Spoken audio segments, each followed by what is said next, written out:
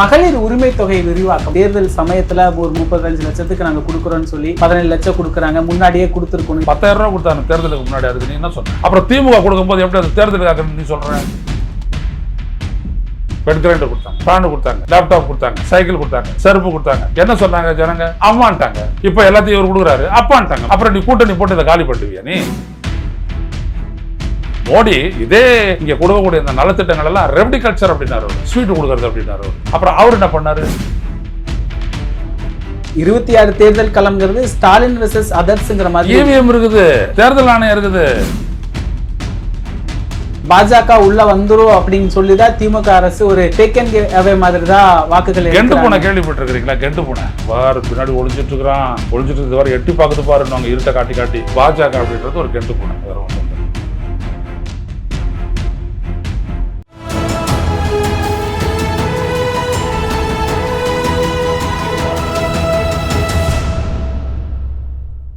தமிழரம் நேயர்களுக்கு வணக்கம். இன்று நம்முடைய மூத்த பத்திரிகையாளர் திரு ஐயநாதன் அவர்கள் இணைந்துள்ளார். சார் வணக்கம். சார் வணக்கம். இந்த மகளிர் உரிமை தொகை விரிவாக்கம் அதை எப்படி பாக்குறீங்க சார்? இன்னைக்கு அது பெரிய அளவுல ஒரு பேசுபொருளா மாறி இருக்கு.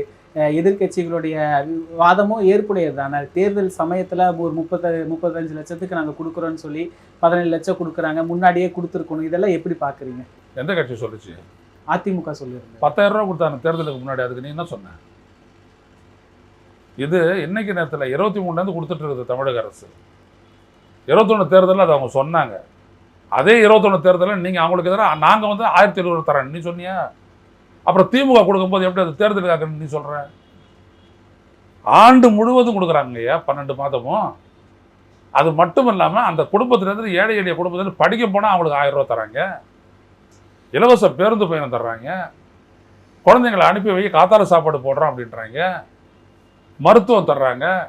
மருந்துகள் விற்பனையில் பிராண்டட் மெடிசன்ஸே நான் 70% 30% டிஸ்கவுண்ட்டை நான் விற்கிறேன்றாங்க. இதெல்லாம் தேர்தலுக்காக செலவு பண்ணிட்டு இருக்குது திமுக இல்லையே. ஆனால் நீ என்ன சொல்கிற? நீயும் உன்னுடைய தேர்தல் வாக்குறுதி அதை கொடுத்த, ஆனால் நீ தோத்துட்ட. அவங்க ஜெயிச்சுட்டாங்க, அவங்க அதெல்லாம் பண்ணுறாங்க. அது எப்படி தேர்தல் நேரத்து இதாக போகும்? அது அங்கே 10,000 கொடுத்தா பார்த்தீங்களா? தேர்தலுக்கு முன்னாடி, தேர்தல் அறிவிக்கிறதுக்கு முன்னாடி அறிவிச்சுட்டு தேர்தலுக்கு 4 அன்னைக்கு ஓட்டு போடுறாங்கன்னு இன்னைக்கு எடுத்துகிட்டு போய்ட்டு ஜன்தன் அக்கௌண்ட்டில் 10,000 போட்டு விட்டானே. உலக வங்கியில் அது வாங்கினேன் 21,000 ரூபா கடனில் 1.5 கோடி பேருக்கு. அது லஞ்சம், வாக்குக்காக கொடுத்தது. அது தேர்தல் ஆணையம் கண்டுக்கல. அதை கண்டிக்கலையே நீங்கள். எப்போ என்ன சொல்கிறாங்க? தேர்தலுக்கு முன்னாடி 5,000 ரூபா கொடு அப்படின்றாரு இவர். யார்? எடப்பாடி பழனிசாமி சொல்கிறாரா இல்லையா? ஏன் சொல்கிறாரு? பின்னாடி சொல்கிறது நான் சொல்லி தான் அவர் கொடுத்தாரு. ஏங்க இதெல்லாம் இந்த டப்பாயத்தெல்லாம் முக ஸ்டாலினுக்கு தெரியாத எவ்வளோ அரசியலை பார்த்துருப்பாரு. அவர் ஒரு 55 வருஷ கால அரசியலில் இருக்கிறாருங்க. அவர் எமர்ஜென்சி காலத்தில் எதிர்த்து அவர் இருக்கிறாரு அரசியல். அவருக்கு தெரியாத உங்களை மாதிரி எவ்வளோ பேர் அவர் பார்த்துருப்பாரு. அவர் சைலண்ட்டாக போகிறாரு மக்கள்கிட்ட, அவ்வளோதான். இன்றைக்கி பேசுகிறாங்கல்ல அவ்வளோ பேர் பெண்கள், நீ எடுத்து பேச விட்டு பார்ப்போம். இப்போ செல்வி ஜெயலலிதா பண்ணாங்க. ஆடு கொடுத்தாங்க, மாடு கொடுத்தாங்க, கோழி கொடுத்தாங்க, சைக்கிள் கொடுத்தாங்க, பெட் கிரைண்டர் கொடுத்தாங்க, ஃபேனு கொடுத்தாங்க, லேப்டாப் கொடுத்தாங்க, சைக்கிள் கொடுத்தாங்க, செருப்பு கொடுத்தாங்க. என்ன சொன்னாங்க ஜனங்க? அம்மான்ட்டாங்க. இப்போ எல்லாத்தையும் இவர் கொடுக்குறாரு, அப்பான்ட்டாங்க. மேட்ரு முடிஞ்சு போச்சு. இப்போ ஓட்டு பேங்க் காலியாக போச்சா? அப்புறம் நீ கூட்டணி போட்டு இதை காலி பண்ணுவியா நீ? அதுதான் பிரச்சனையே. அதனால் இவங்க அவதூறாக பண்ணுறாங்க. குற்றச்சாட்டுன்னு சொல்கிற ஒரு எதிர்கட்சியாக இருந்து பேசாமல் அவதூறாக சொல்கிறாங்க. நேற்று கூட விவாதிக்க வந்தவர் சொல்கிறாரு, அந்தாண்ட மதுலேருந்து வருது, இந்தாண்ட தூக்கி கொடுக்குறாங்க. ஏன் நீங்களும் தான் இருந்தீங்க, அப்பவும் மது இருந்துச்சு, ஏன் நீங்கள் கொடுத்தீங்களா? ஏன் கொடுக்கல?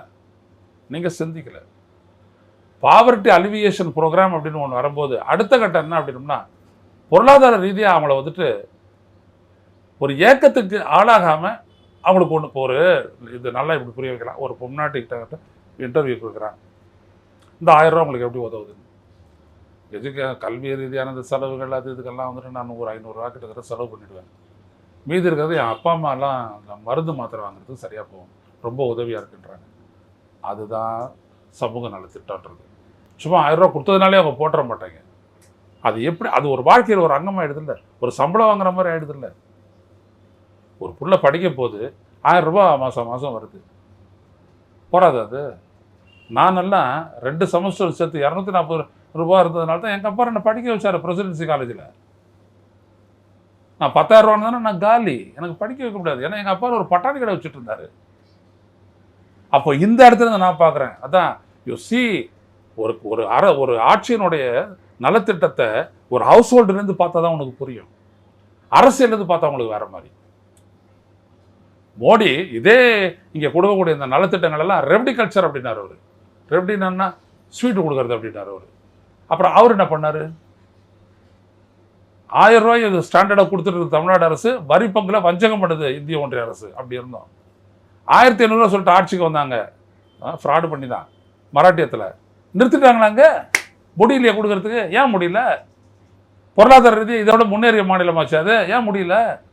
அப்போ யாரும் ஆட்சியில் வந்துட்டு திறமைசாலி யார்? இதெல்லாம் இவ்வளோத்தையும் கொடுத்துற உடனேயும் 11.6% ஜிடிபியில் முதலடிக்கிற மாநிலமாக இது இருக்குதா? என்ன சொல்லுவேன் நீ? இப்போ பார்த்தீங்கன்னா 15% போட்டிருக்கிறாங்க ஹையஸ்ட்டு. 2வது கர்நாடகா வருது. புரியுதுங்களா? அப்போது என்ன அப்படின்னோம்னா, இந்த திமுக அரசை பொறுத்த வரைக்கும் என்ன அப்படின்னோம்னா, முதல் முறையாக ஒரு மாநில கட்சி பட்ஜெட்டுக்கு முன்னாடி இது வரைக்கும் நான் எடுத்த திட்டங்களின் மூலமாக ஏற்பட்ட முன்னேற்றம் என்ன அப்படின்றத ஒரு எக்கனாமிக் சர்வே ரிப்போர்ட்டே கொடுத்துட்டாங்க தமிழ்நாடுக்கு. எதை டெல்லியில் மோடி அரசு செய்ய முடியாத இங்கே ஸ்டாலின் அரசு இங்கே தமிழ்நாட்டுக்கு செய்யுது. சட்டப்பேரவை அதை எடுத்து வச்சாங்க. நான் கூட கேள்வி கேட்டேன், அதுக்கு எதிராக உங்களுக்கு இப்போ கேள்வி இருக்கா அதிமுக? இல்லை. அப்புறம் நீ என்ன எதிர்கட்சி? ஒரு எக்கனாமிக் சர்வே எடுத்து போட்டு அடுத்த 10-15 நாள் பட்ஜெட் செஷன் நடக்குது, அதில் ஒரு கேள்வி கேட்குற அளவு கூட நீங்கள் இல்லைன்னா அப்புறம் என்னது அர்த்தம்? அது எஃபிஷியன்சி தானே, அவ்வளோதான். அப்ப இந்த அரசுக்கு ப்ரோ இன்கம்பன்சி, அரசுக்கு ஆதரவான நிலை இருக்கு அப்படின்னு. அரசுக்கு எதிரான ஆன்டி இன்கம்பன்சி இங்கே தமிழ்நாட்டில் இல்லை. மேபி எஃப்யூ பத்திரப்பதிவு கட்டணத்தை ஏற்றிட்டாங்க, பால் கட்டணத்தை ஏற்றிட்டாங்க, இதெல்லாம் சொல்லலாம். இதை தாண்டி வேறு எதையுமே சொல்ல முடியாது. ஐயா, ஒரு விஷயம் சொல்கிற இளந்திரையன், ஒரு மகாத்மா காந்தி ஊரக வேலைவாய்ப்பு திட்டம், இன்றைக்கி அது கூட சமஸ்கிருதத்தில் மாற்றிட்டாங்க பாஜக, அது சமஸ்டான பேர். அது வந்துட்டு அப்படி ஒரு திட்டத்தின் மூலமாக 100 ரூபாய் வரும்போது அதை எதிர்த்து அதுக்கு நாங்கள் திமுக அரசுக்கு எதிராக பரப்புரை பண்ண போகும்போது மக்கள் எதிர்த்தாங்க. நீங்கள் ஏன் அந்த ஆட்சியை எதிர்க்கிறீங்க? எங்களுக்கு இதனால் 100 நாள் வேலை வாய்ப்பு கிடைக்கிது, 100 ரூபா எங்களுக்கு சம்பளம் கிடைக்கிது, நீங்கள் ஏன் எதிர்க்கிறீங்கன்னு கேட்டாங்க. நான் ஒரு மே 17 திருமுருகன் காந்தி நாங்களாம் போகும்போது வந்துச்சு. மக்கள் வந்துட்டு ஒரு பலனை பெற்றாங்கன்னு வச்சுக்கோங்க, விட்டு தர மாட்டாங்க சாதாரணமாக. அவங்கள தான் அவங்க பூஜிப்பாங்க. ஏன்னா நீங்கள் பொருளாதார ரீதியாக நீங்கள் தொடங்கி நிற்கிறீங்க. அப்போ அவங்களுடைய அரசியல்னால அவங்களை ஒட்டு பண்ண முடியாது. இதுதான் இங்கே நடக்குது. இப்போ 26 தேர்தல் களம்ங்கிறது ஸ்டாலின் வெர்சஸ் அதர்ஸ்ங்கிற மாதிரி. EVM இருக்குது, தேர்தல் ஆணையம் இருக்குது, அப்புறம் அவர் இருக்கிறாரு எம்டெக் சோசியல் இன்ஜினியர், அவருக்கு வர்றாரு. அவங்களாம் சும்மா இருப்பாங்களா? போன முறை 7.4 விழுக்காடு வாக்குகளை தூக்கி விட்டாங்கல்ல, எங்கேருந்து வந்துச்சு அந்த வாக்குன்ட்டு இருக்காது. ஆனால் வழக்கம் போல பண்ணக்கூடிய விஷயங்கள் தானே சார். தேர்தல் சமயத்தில் நலத்திட்ட உதவிகள், சாலை சீரமைப்பு, சில விஷயங்கள் எல்லாம் பண்ண தானே செய்கிறாங்க. அது ஒரு தேர்தல் நேரத்தில் நீங்கள் ஒன்றத்தை செஞ்சு அதனால நீங்கள் ஜெயிக்க முடியாதுயா. தேர்தல் நேரத்தில் அதையும் செஞ்சுட்டு நீங்கள் என்ன பண்ணுவீங்க? வாக்கு வாங்குவீங்க, 500 ரூபா கொடுப்பீங்க, 1000 ரூபா கொடுப்பீங்க, அதானே? அது இந்த முறை ஸ்டாலினுக்கு எதிராக நடக்காது. ஏன்னா வருஷம் ஃபுல்லாக அவங்கள வந்துட்டு ஒரு சப்போர்ட் பண்ணுறாரு. புரியுதுங்களா? அவ்வளோதான். இளைஞர்கள்கிட்ட வேற எந்த அரசியல் இப்போ இன்றைக்கி இருக்கக்கூடிய அரசியல் கட்சியில் எதுவும் போகாத இடத்துல ஸ்டாலின் போயிருக்கிறாரு ஒரு கணிசமான அளவில். அதுதான் அவங்களுடைய வெற்றிக்கான காரணமாக இருக்க போகுது. 3 விடயம் தான் ஸ்டாலினுக்கான சாதகமானது, திமுக கூட்டணிக்கே சாதகமானது. 1 அவங்களுடைய சமூக நல திட்டம், 2 ஸ்டாலினுடைய லீடர்ஷிப்பு, 3 திமுகனுடைய கட்டமைப்பு. இது 3 தான் அவங்களுக்கு. அது இல்லாத அவங்களுடைய கூட்டணி கட்சிகளுடைய பலமெல்லாம் பாருங்கள். பலமாக வேலை செய்யக்கூடிய விடுதலை சிறுத்தைகள், தரமாக வேலை செய்யக்கூடிய இடதுசாரிகள், முஸ்லீம் முன்னேற்ற கழகம், முஸ்லீம் லீக்கு, தமிழக வாழ்வு உரிமை கட்சி, எல்லாம் அமைப்பு ரீதியாக ஸ்ட்ராங்கான கட்சிகள் எல்லாம் இந்த ஆண்டு தான் இருக்குது. என்ன பண்ணுவீங்க? ஆனால் ஒரு குற்றச்சாட்டு வைக்கிறாங்களே சார், பாஜக உள்ள வந்துரும் அப்படின்னு சொல்லி தான் திமுக அரசு ஒரு டேக்கன் அவே மாதிரி தான் வாக்குகள். கெண்டு பூனை கேள்விப்பட்டிருக்கிறீங்களா? கெண்டு பூனை இல்லை சார், தெரியாது.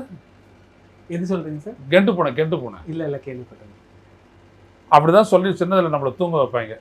பாரு பின்னாடி ஒழிஞ்சிட்டு வர எட்டி பார்க்குது பாருன்னு இருட்டை காட்டி உடனே அம்மா அப்படியே கட்டி பிடிச்சிக்குவாங்க. கொஞ்ச நேரத்தில் தூங்கிடுவீங்க. மறுநாள் கத்தில் கெண்டு பூனை பற்றி நடப்பு இருக்காது. அதே மரத்தடி போய் பார்த்தீங்கன்னா எல்லாம் காலியாக தான் இருக்கும். எங்கே போய் அந்த மாதிரி கெண்டு பூனை இது பாஜக அப்படின்றது ஒரு கெண்டு பூனை, வேற ஒன்றும் இல்லை. தமிழ்நாட்டு அது வளர்ந்துரும், அது காலு பதிச்சிரும், அது அப்படியே வேற இந்த இவர் இருக்கிறாரு, அவர் பேர் என்னது, இங்கே இருக்காரு, இங்கே பாரதிய ஜனதா கட்சி தலைவர் நயினார் நாகேந்திரன், அவரு போன மக்களவைத் தேர்தலில் தோத்துட்டாரு. அவர் சொன்னார், இந்த தடவை மக்கள்லாம் பயங்கர கோபத்தில் இருக்கிறாராம். இவர் போய்ட்டு தெர்மோமீட்டரை வச்சு பார்த்தாரு. இவங்கெல்லாம் யாருன்னு 20 லட்சம் ரூபாய் எடுத்துகிட்டு போயிட்டு மாட்டிக்கிட்டு இல்லையா, 2 கோடியா 4 கோடியா, அது என்னது 20 லட்சம் இல்லை 2 கோடி தான் மாட்டிக்கிட்டு இவங்கெல்லாம் வந்துட்டு பேசிகிட்டு இருக்கிறாங்க அரசியலை பற்றி. தமிழ்நாடு எங்கே இருக்குன்னே உங்களுக்கு தெரியல. அப்போ நீங்க சொல்ற அடிப்படையில் இப்போ 26 தேர்தல் களம்ங்கிறது திமுக 26 தேர்தல்ன்றது திமுக கூட்டணிக்கு சாதகமாக தாங்க இருக்கு. ஆனால் ஃப்ராடுலன்ஸ்னு ஒன்று இருக்குது இல்லை, அதான் சொல்லுவார் அண்ணாவும் சொல்லுவார், கலைஞரும் சொல்லுவார், காலமெல்லாம் உடைச்சி நீரை பாய்ச்சி உழுது சேரடிச்சு விதைச்சி நாற்று நட்டு பிடுங்கி அதுக்கப்புறம் வந்துட்டு நட்டு நல்லா கதிர் விளைஞ்சி கதிரையும் அறுத்து எடுத்தாந்து களத்து மேட்டில் போகும்போது கோணையை கொண்டாந்துட்டு நீ விழிப்புடலைன்னா அள்ளிட்டு போயிடுவான். அந்த மாதிரி வாக்கு திருடனுங்க ஜாக்கிரதைன்னுவார் கருணாநிதி. கலைஞர் வந்துட்டு அவர் எழுதுவார் ஜாக்கிரதை அப்படின்னு, களத்து மேட்டை காப்பாற்று அப்படின்னுவார். அதான் தலைப்பு போட்டு சொல்லுவார். அப்படிதான், அப்படி இல்லைன்னா பாஜக எல்லாத்தையும் அள்ளிட்டு போடுவான்.